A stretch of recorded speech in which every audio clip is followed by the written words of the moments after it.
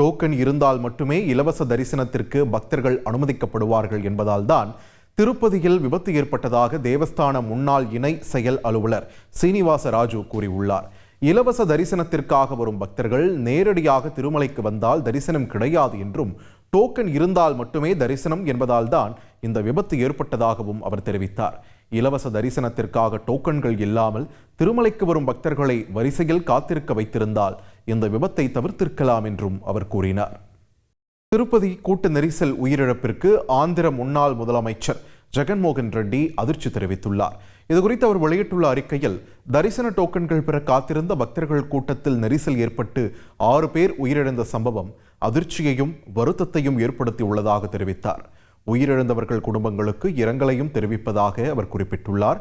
காயமடைந்தவர்களுக்கு சிறந்த மருத்துவ சேவையை உறுதி செய்யுமாறு அரசை அவர் வலியுறுத்தினார்.